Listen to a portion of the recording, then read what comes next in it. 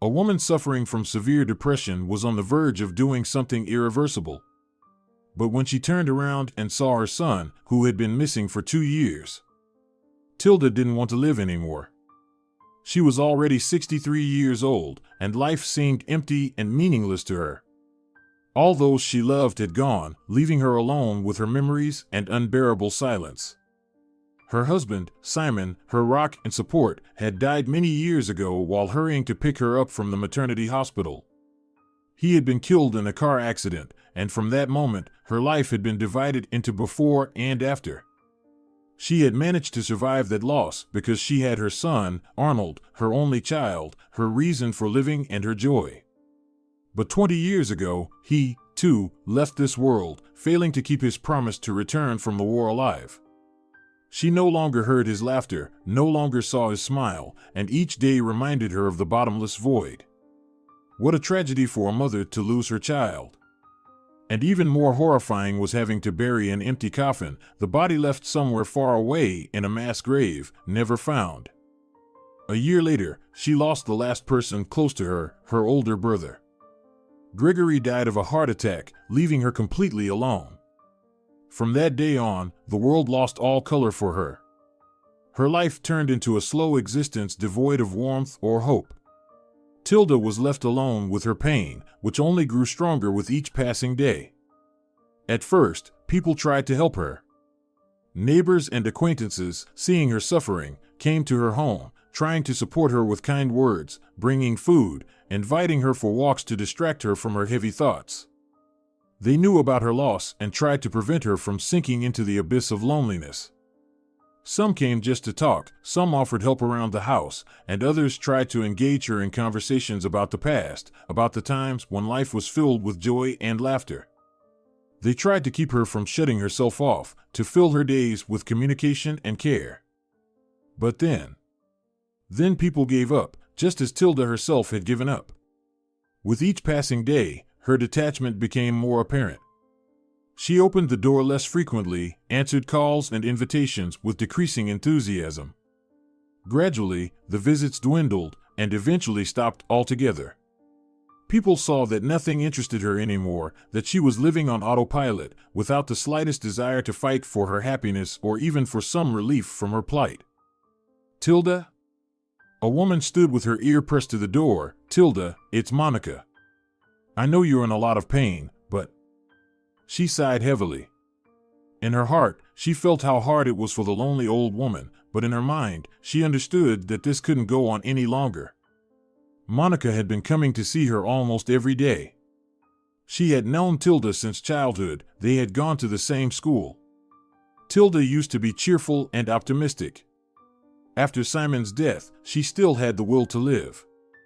But the last few years had not brought any joy. Monica had her own family, her own life. She couldn't stay with her old friend any longer. "Tilda, I can't do this anymore. You're not fighting.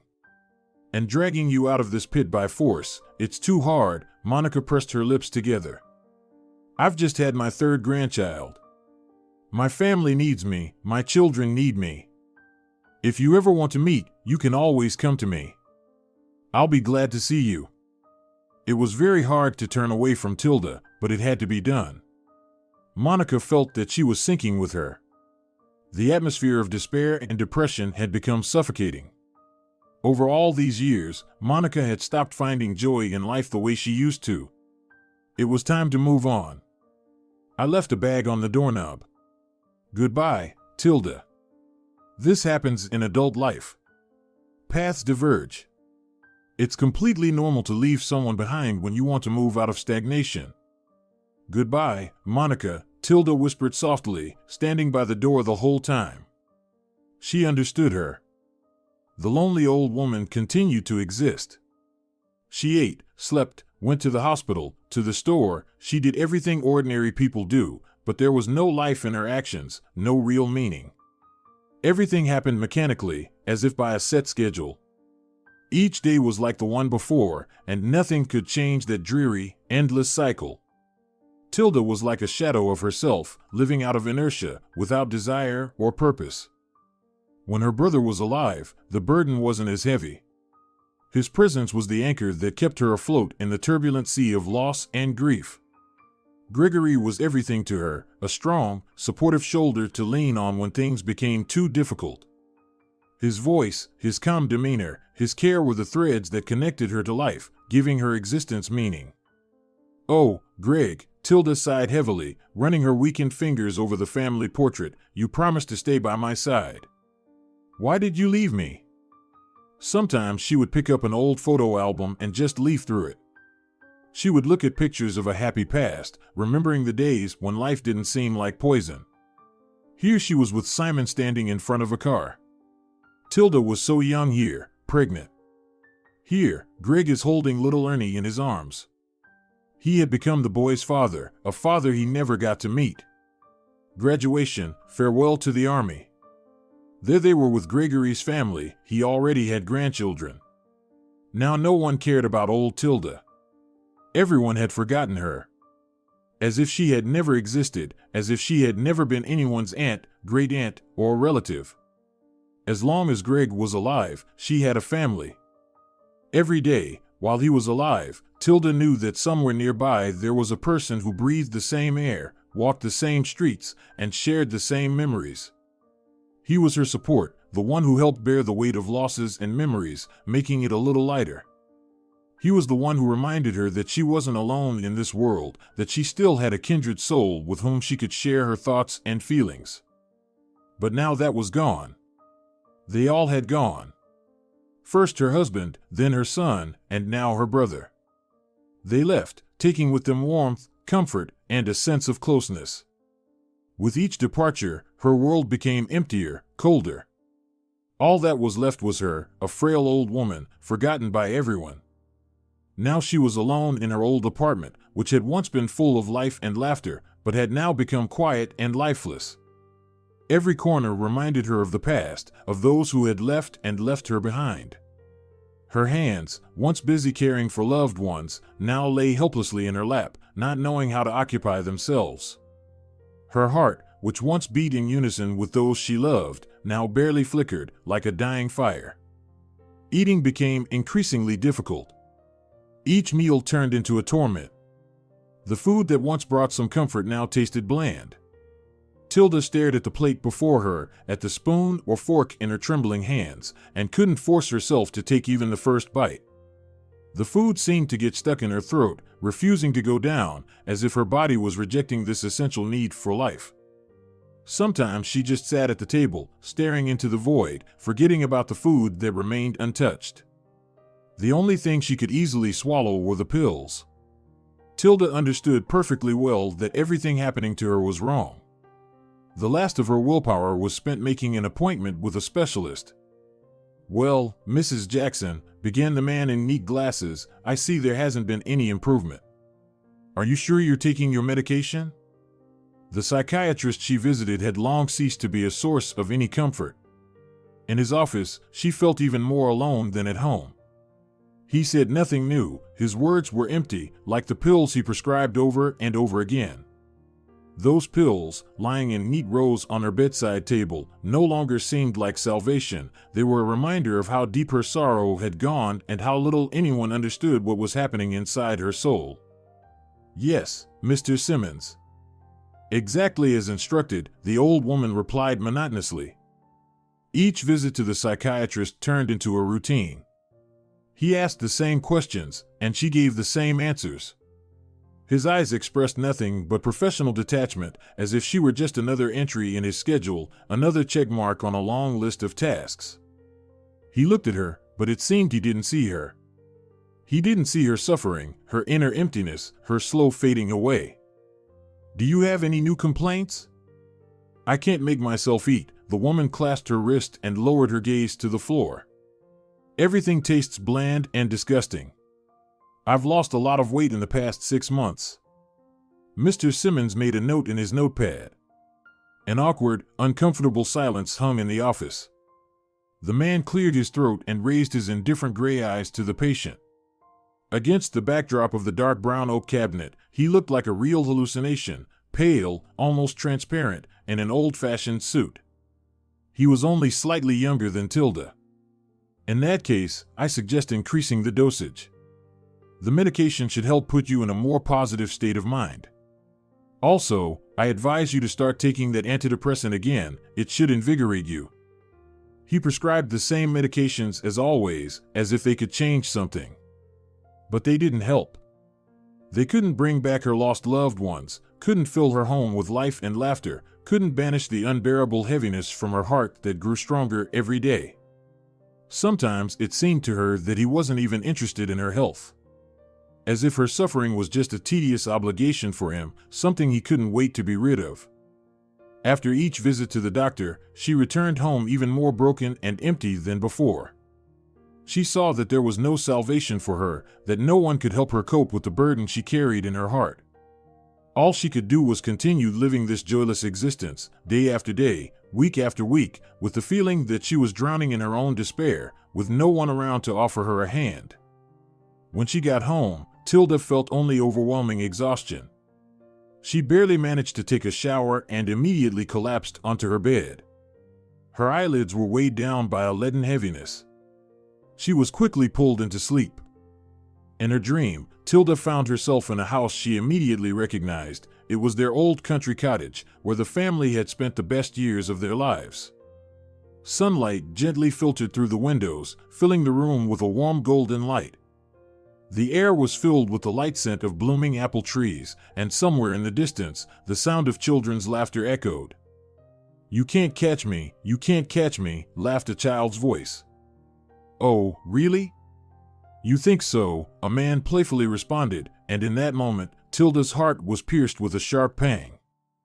It was a familiar voice. A voice she had begun to forget. She stood by the kitchen table, where freshly baked pies lay on the tablecloth. Her heart felt astonishingly light, as if all the worries and heaviness of the past years had vanished. Laughter echoed from the next room, and Tilda, guided by the sound, approached the door. When she entered the room, tears welled up in her eyes. Before her stood those she had mourned for so long. Simon sat in his favorite chair, smiling at her with the same warm smile she remembered from their early days. His eyes shone with warmth and joy. Arnold, her boy, no longer as young as she remembered him but still just as energetic, was running around, playing tag with his cousins. Tilda remembered how much Ernie loved children. Gregory, her brother, stood by the window, gazing thoughtfully into the distance, but when he saw his sister, his face broke into a broad smile. "Tilda, dear, it's so good that you came," he said, reaching out his hand to her. She felt the warmth of his hand, as if it were real.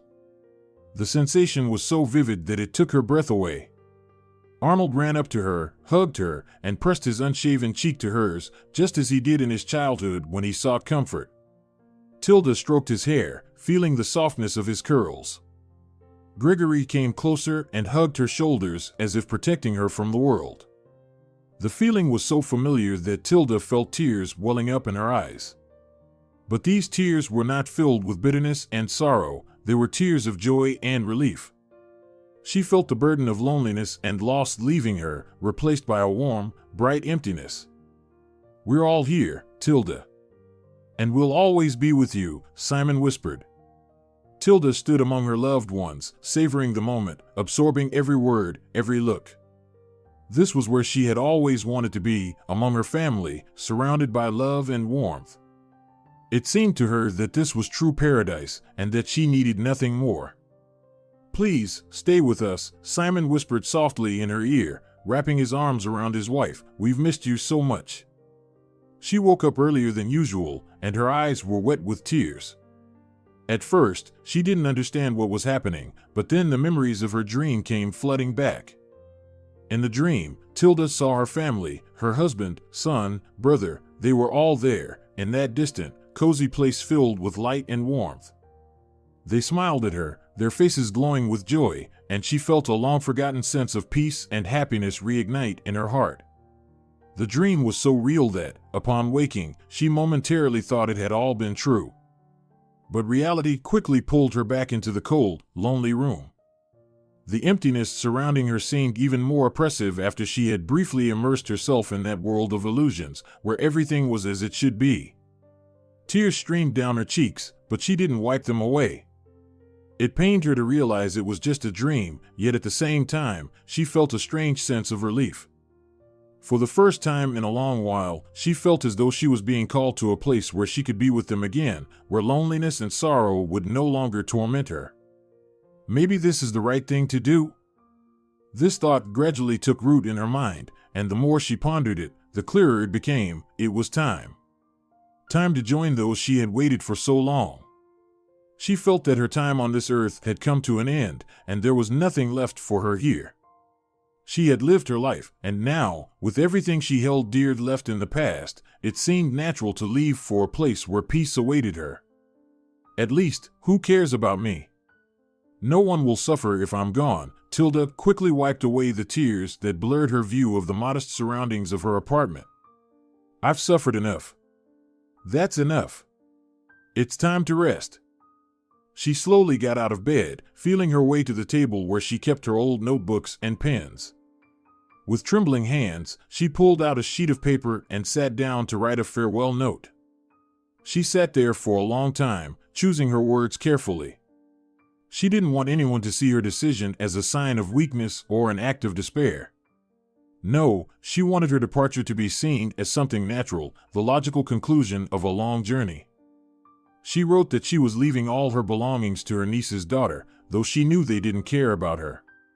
But despite that, she wanted to leave the girl something good, something that might bring her joy.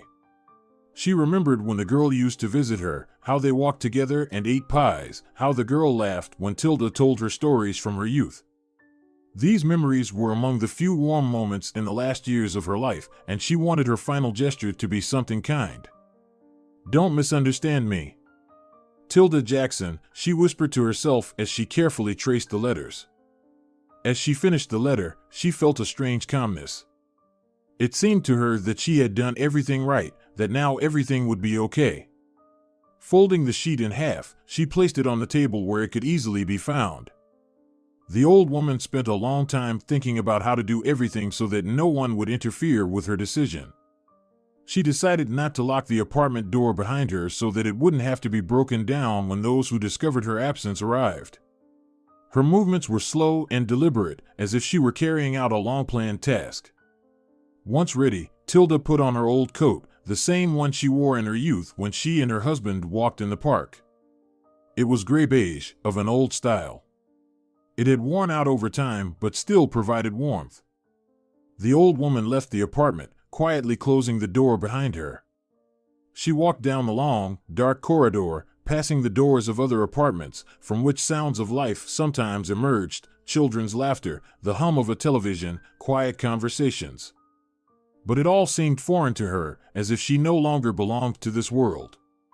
She climbed the stairs to the roof, and with each step, her heart beat more calmly. Tilda felt she was getting closer to her goal. Once on the roof, Tilda paused for a moment to take in her surroundings. The cold wind, filled with the scent of the city's bustle, gently ruffled her gray hair. The city stretched out before her, illuminated by the evening lights. Cars scurried along the streets like little ants, and people, like shadows, flitted below, busy with their daily routines. She was alone here, with only this vast panorama that seemed as empty as her soul. She slowly approached the edge of the roof, where a low concrete parapet stood. Her hands rested on the cold stone, and she felt a shiver run through her body. The old woman stared at the ground for a long time, watching the wind swirl the autumn leaves falling from the trees. She waited until the people below became less frequent, until the street was empty enough that her departure would cause as little inconvenience as possible. Minutes passed, but they felt like an eternity. An unbearable melancholy grew inside her, squeezing her heart with an iron grip. It seemed to her that this world no longer had anything to do with her, that her time here had run out. And then, at some point, she understood it was time. Just wait a little longer, my beloved ones, she whispered to her departed family. The old woman slowly lifted one foot and carefully placed it on the concrete parapet. She stood there, balancing as if on the brink between life and death. The wind picked up, as if urging her on, but she did not rush. Tilda moved her other foot forward, ready to take the final step. Her gaze was fixed in the distance, somewhere beyond the horizon, where she believed her family was waiting for her. And suddenly, her thoughts were interrupted by something unexpected. "Excuse me." The old woman, who was just about to take the decisive step, felt the ground slip away from under her feet. The wind howled in her ears, and emptiness flashed before her eyes. But at the last moment, something stopped her. She shuddered and quickly turned around, barely keeping her balance. At that moment, her gaze met pairs of eyes she never expected to see. Before her stood her son, young, full of life, just as she remembered him before that dreadful day when he was taken from her forever. His eyes, wide with fear and confusion, looked directly at her. That look was just the same as when, as a little boy, he would ask her to stay with him in the room at night, afraid of the dark. But this couldn't be. Her son had been dead for 20 years. And behind him, like a small ghost, stood a girl holding a basket. The old woman's mind was in turmoil. She couldn't understand what was happening. Her lips began to move soundlessly, and then she started to mutter, as if afraid that this moment would vanish like a mirage. "My boy," she whispered, "you've come back. I missed you so much, my son." Her voice trembled, filled with all the years of loneliness and longing she had endured since he was gone. Tilda held onto his hand, gripping it as if her life depended on it. She looked at him with a mix of despair and hope, as if she couldn't believe he was here, next to her, alive. "Sunshine, how is this possible? Am I already?" Tilda's eyes, red from tears, opened wide. "Am I already dead?" The young man stood still, shocked and bewildered. He had no idea what to do in this situation. He had come here with one goal, to spend a romantic evening with his girlfriend in a quiet, secluded place, to gaze at the city from above. "No, ma'am, you're alive," the young man said awkwardly. Instead of enjoying the evening lights of the city and quiet conversations, he found himself in a situation that could make anyone contemplate the meaning of life and death. The old woman, it seemed, had tried to end her life, and he just couldn't walk away. 1,000 thoughts raced through his mind, but he didn't know what to say. What could you say to someone who was holding your hand as if it were their last hope for salvation and calling you their son? "Ma'am, I don't really understand what's happening. You see, this is the first time I've seen you. I just couldn't pass by." The girl with the basket stood a little off to the side, not daring to come closer. She too was stunned by what was happening. Her evening, which was supposed to be romantic and carefree, had turned into some kind of nightmare. She saw the old woman, so touchingly and desperately clinging to her boyfriend, and didn't know how to react. The situation was strange and confusing, but at the same time, her heart ached for this lonely woman who seemed to have completely lost touch with reality. Tilda, still in a state of shock, raised her tear-filled, slightly crazed eyes to the young man. Her gaze was full of fear, despair, and a sudden hope that fate had decided to return the most precious thing she had ever lost. Despite her state, she understood that something wasn't quite right here. Her trembling lips barely managed to form the words. "What's your name, son?" The young man, unsure of how to respond to her strange behavior, hesitantly replied. "My name is David." The name hung in the air, like an echo of long-gone years. The woman froze, straining her memory, trying to find a connection between the name and the face looking at her. But it wasn't the name she expected to hear. Her son's name was Arnold. Arnold Jackson. Tilda dared to ask one more question, hiding all her hope within it. "What was your father's name? What is his last name?" She asked this as if trying to grasp the last thread leading to the truth. Her voice trembled, and her heart stood still in anticipation. The young man, sensing how important this question was to her, answered with slight confusion. "My father's name was Arnold, I think." "Yes, my mom said his name was Arnold Jackson." Upon hearing these words, the woman felt something shift inside her. That name, that surname. Her son, her dear son, had the same surname. David looked at her, confused, not realizing the significance of what he had said, while she suddenly understood that the person standing before her was not just a young man, but her own, yet unfamiliar, grandson. She couldn't contain herself and, with excitement and love, rushed to embrace him. "My grandson, you're my grandson," she whispered, hugging him so tightly as if afraid he would disappear, dissolve into the air like a ghost. She felt his warmth, his living flesh, and it confirmed what she was already beginning to believe: fate had given her a miracle. David, still not fully understanding what was happening, felt something stir inside him as well. He cautiously returned the old woman's embrace, feeling her trembling shoulders gradually calm down. This moment was both touching and strange, his heart filled with a feeling he couldn't quite explain. Meanwhile, the girl standing nearby couldn't hide her emotions. She watched what was happening with a mix of surprise and tenderness, realizing that this random evening had changed the lives of all three of them. She stepped closer and placed her hand on the old woman's shoulder, as if confirming that she was not alone anymore. Maybe we should get off the roof," the girl timidly suggested. A few minutes later, all three were sitting in the old woman's small, cozy apartment. Cups of tea were cooling on the table, and no one knew what to say. Each was lost in their own thoughts. The woman pondered the miraculous turn of fate, the young man was still trying to comprehend how he ended up here, and the girl felt the thin thread of an invisible bond increasingly unite them into one. In this silence, filled with unspoken words and unfinished emotions, there was more than just quiet. It was a time of realization and acceptance that sometimes life can offer the most unexpected gifts. The air was heavy with an awkward, tense silence, like an unsolved knot that no one dared to untangle. The glances of all three occasionally met, but none could hold it for long. Everyone understood that behind this silent pause lay many unasked questions, like a bubbling stream ready to break through, but each was afraid to take the first step.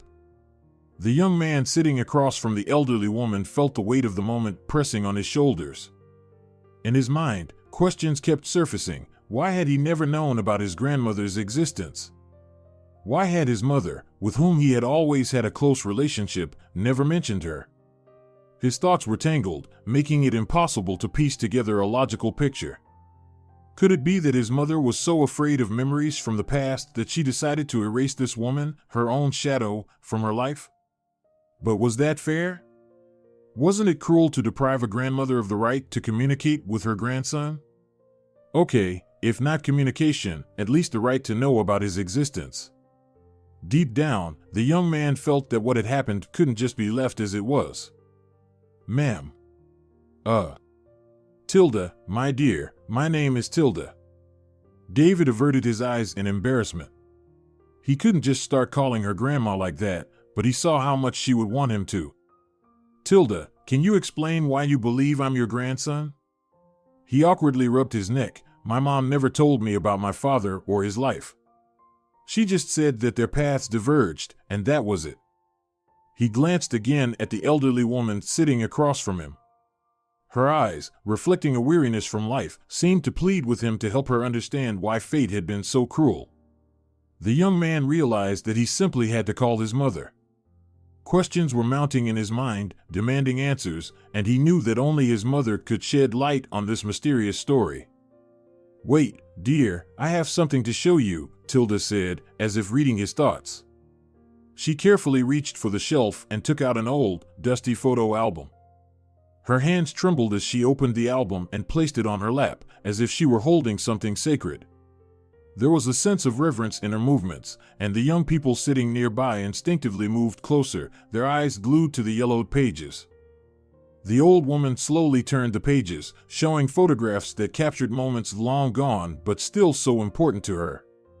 In one of the pictures was her son, still very young, with an open smile and a sparkle in his eyes that painfully reminded her of the times when life seemed full of possibilities.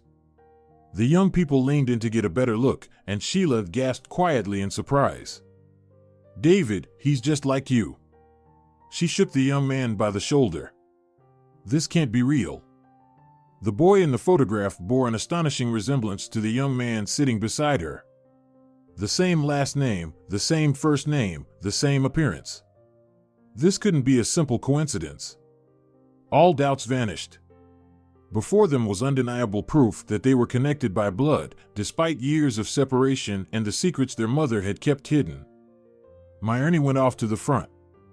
I tried to talk him out of it, we argued, but he wouldn't listen. Tilda began her difficult story. I don't know what drove him there. He was always a secretive one. Sometimes it was hard to get a word out of him when he was in a bad mood. And when one day he just started packing his things, he was furious. I never found out why, what made him decide to go. Less than a year later, he was gone. My little angel. Tilda pursed her lips to hold back her tears. She had already cried too many over the years. She was tired of carrying the burden of grief and pain. It was time to focus on happier thoughts. This is just awful, Tilda, Sheila said sympathetically, placing a hand on the old woman's shoulder. He was so young. It's terrifying to lose a child. The girl gently touched the young man's hand, nudging him toward action. She knew there was a truth hidden in this moment that needed to be uncovered to piece everything together. The young man nodded, gathering his courage, and slowly reached for his phone.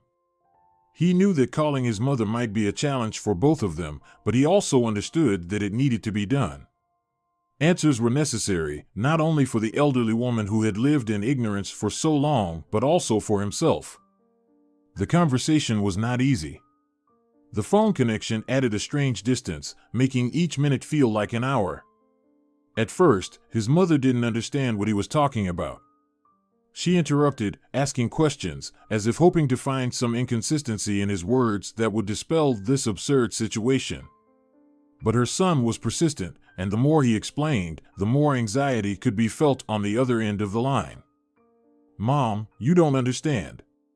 Her name is Tilda Jackson. David was now speaking in a frustrated rush. And her son's name was Arnold. Mom, Arnold. She showed me pictures. I look like I just stepped out of them. No, son, your father never introduced me to his relatives. This is all just nonsense. It's some kind of bizarre coincidence. His mother couldn't believe that this was really happening, that her son, who seemed to have just decided to spend an evening with a girl, was now entangled in such complex family ties. As the son described the events, his mother's voice became more tense, and her questions more pointed and sharp. They both knew there was no turning back, that they had to uncover the truth, despite the fear of what this investigation might reveal. Just come here, the young man nearly shouted. Come, look at this album, see the old clothes Tilda has left from her son. Just come and see all this, talk to Tilda. An hour later, which felt like an eternity, the young man's mother stood at the threshold of the apartment where all the participants in this complicated drama had gathered. Her eyes revealed a mix of anxiety and disbelief. She glanced around as if expecting someone to announce that this was all a joke. But reality was harsh. Before her sat an elderly woman, with whom she shared much more than mere coincidence. Hello, Tilda? Jenny greeted quietly. May I come in? Of course, dear, come in, don't be shy. The old woman bustled around the new guest and led her to the kitchen. Sweetheart, there's so much I need to tell you. And so much you need to tell me. As they settled in the kitchen, the atmosphere resembled a courtroom. The young man and his girlfriend exchanged glances, waiting to hear what the mother would say. The room was filled with a tense silence that weighed on everyone present. They flipped through the photo album again. Then Tilda pulled out some old clothes that Arnold used to wear from an old suitcase. Mrs. Jackson retold her story several times. Jenny had no choice but to stop running from the obvious truth. Tilda was her almost mother-in-law. And you, dear? Tilda brought a glass of water closer to the woman. What will you tell us? After all, Ernie was quite the silent type. I want to know why I knew nothing about you, how it all came to be. Jenny raised her tearful eyes to those around her. There stood her son. He clearly wanted answers. Sheila, sitting nearby in a cozy wicker chair, had become like family to them. Her curiosity was palpable. And Tilda. Tilda was a woman who had lived so many years without a family. And Jenny understood her. She took a generous sip from the glass. Her thoughts were jumbled, and she couldn't find the right words. But she knew she had to start somehow. Taking a deep breath, she wiped her face, trying to shake off the shock and numbness. It happened 22 years ago. The young man's mother, still stunned by what she had heard, began her story. Her voice trembled, but as she spoke, it became clear that she had been ready for this moment for a long time, even if she hadn't realized it.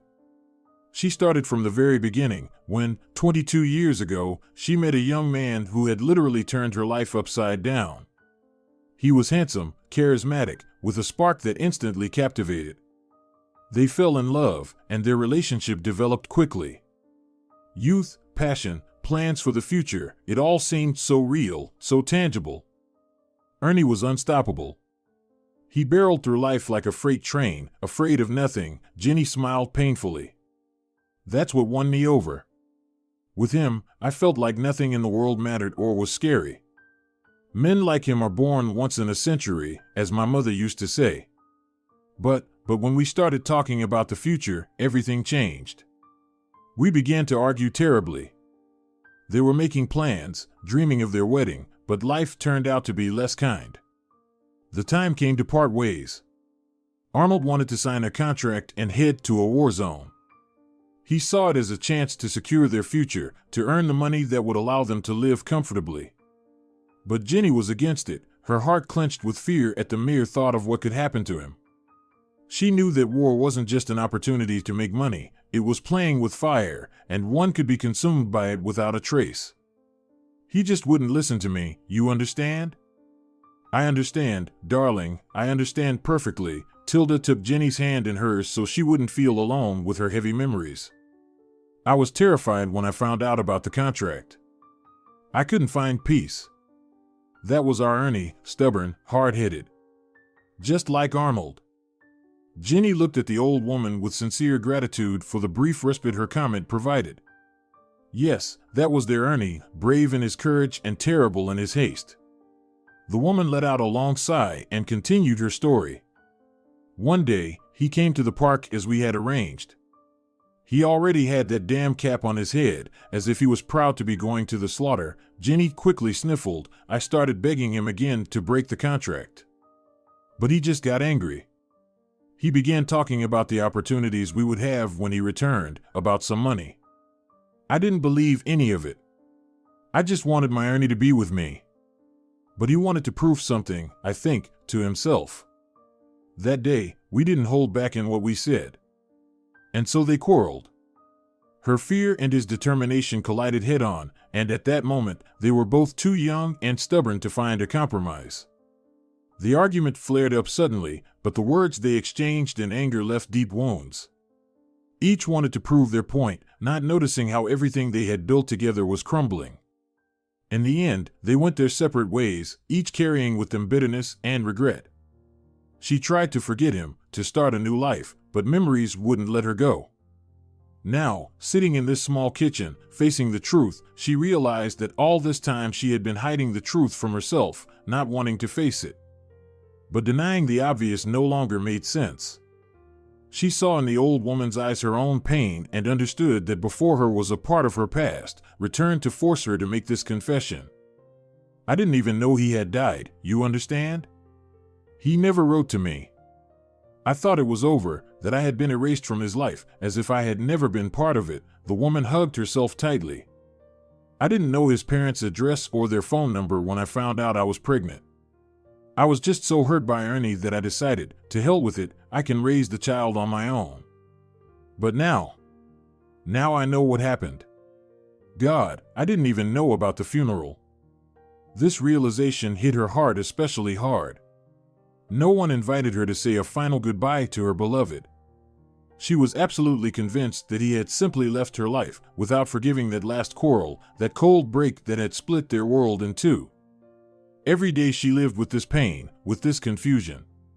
She raised her son alone, watching him grow up with bitterness and longing, trying to give him everything she could. She felt that this little boy was the only thing left to her after that argument. She protected him as best she could, pouring all her love into him, trying to fill the void that had formed in her life after his father's departure. Years passed, but the wound never healed. She couldn't shake the thought that he was out there somewhere, living his life, possibly having found someone else, building a new family. She tried to push these thoughts away, telling herself she had to focus on her son, on making his life happy, but every morning and every evening she thought of him. She wondered why he never returned, why he didn't try to contact her, why he gave no sign. This question tormented her soul, giving her no peace, day or night.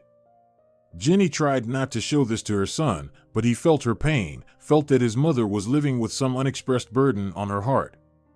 She didn't want him to know the truth, didn't want him to think that his father had abandoned them. Deep down, she still hoped that one day he would return, that he would come, hold her in his arms, and tell her that it was all a mistake, that he had always loved her. But the years went by, and that hope became more and more elusive, more and more distant. She immersed herself in work and caring for her son, trying to dull the pain, but it only faded slightly, remaining deep inside, like a smoldering ember that could not be extinguished. "Jenny, sweetheart, come here," Tilda said gently, in a motherly tone, spreading her arms for a hug.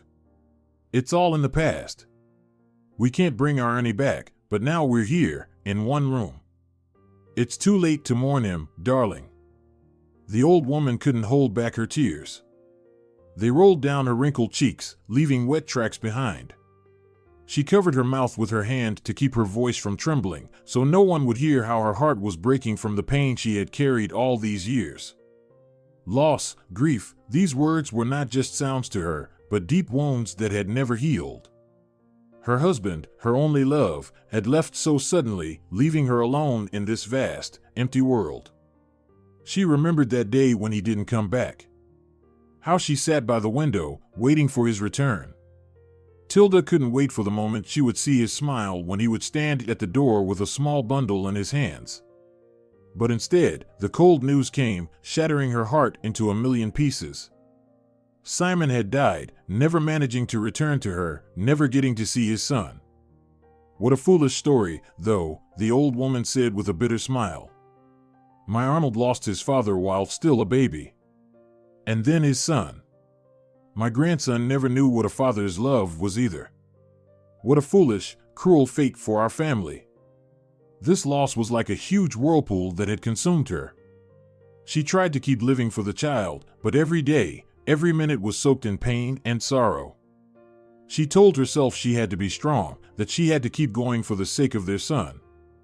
But at night, when she was alone, she was overwhelmed by a wave of inconsolable grief. She kept replaying their last conversations in her head, remembering how he had promised to return, how they had dreamed of the future. "You know, Tilda, David could have had another grandmother all these years," the woman said, pressing closer to the old woman, feeling her warmth with all her heart and soul. "And I, foolishly, didn't even think to look for his relatives. I was hurt, like a little girl, and decided out of principle not to seek anyone out. When Arnold went to the army, young Jenny was left alone, burdened with resentment and disappointment. She didn't know his mother's phone number, and gradually their connection broke, like a thread stretched to the limit.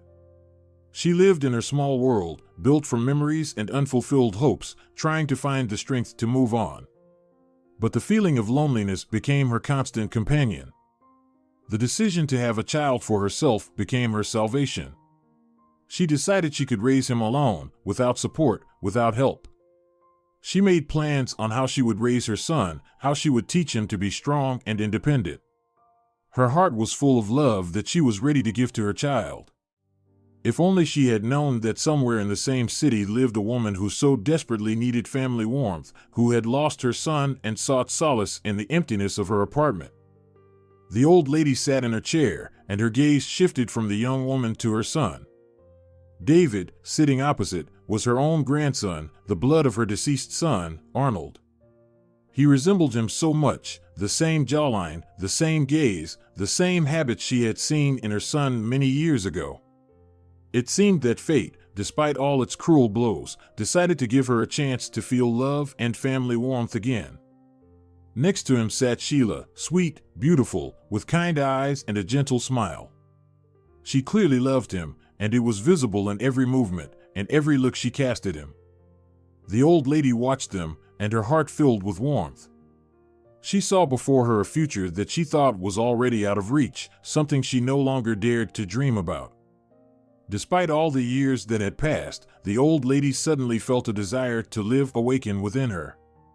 These two, sitting before her, were not just random guests. They were people she could love, people she could care for. She once again had those for whom it was worth waking up in the morning, for whom she could cook meals, and to whom she could tell stories from the past. "You know," the old lady began, her voice soft and a little trembling, "when I look at you, David, it feels like time has turned back. You look so much like your father. Sometimes it even seems to me that it's him sitting in front of me." David slightly tilted his head, as if pondering her words. Now that everything hidden had come to light, these words carried a completely different weight. "I often heard from my mother that I resembled him, but I never thought it would sound like this. I don't even know. I never thought that this resemblance would be something important for the family." The old lady smiled, her eyes sparkling with lingering tears. She looked at Jenny, who was sitting at the table, tired, exhausted by the heavy monologue. But now her face was lit by a slight smile. It was as if a great burden of grief had suddenly fallen from her shoulders. And Tilda, clasping her hands together in a prayerful manner, again looked at her grandson. "It's important to me, very important. I thought I would never again see that gaze, that smile. But you're here, and it's like a gift from above." The old lady ran her hand through her gray hair. "But you are not a replacement for him, my dear. Not at all. You are a legacy. You are David, you are not your father's shadow. I don't see you that way." Sheila, sitting nearby, gently squeezed David's hand. "I can only imagine how hard it was for you, so many years alone, losing one loved one after another," she said, her voice quiet and heartfelt. "But now you can step out of the darkness. I don't think you'll be left alone anymore. Right, David?" The young man nodded expressively, agreeing with his beloved. The old lady looked at Sheila with gratitude and warmth. "You're such a kind, sweet girl. I see that you're happy together, and that makes me happy.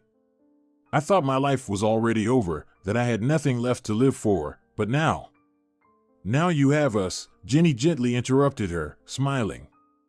"And we're here to stay. We're not going anywhere. We're now part of your life, Tilda." The old lady lowered her head, unable to hold back her tears. "Thank you. Thank you for finding me." David got up from his seat and moved closer to his grandmother. He himself was on the verge of tears. Too much had happened that evening. The young man knelt in front of the old lady and took her hands in his. "It's we who should thank you. You're part of our family, even if we didn't know it before. Now we have a chance to make up for lost time." David looked at the old lady with tenderness. "We won't replace those you've lost, but we can become your new family, if you'll let us." The old lady wiped her tears and looked at them with genuine love. "I will allow it. I very much want to be with you." And most importantly, she saw in their eyes the readiness to accept her love, her care. They were ready to love her in return, to give her that very sense of belonging to a family that she had so lacked all these years. This young man was not just her grandson, he was the new meaning of her life. Dear viewers, if you enjoyed the story, please support the video by liking it and leaving a comment. Thank you very much.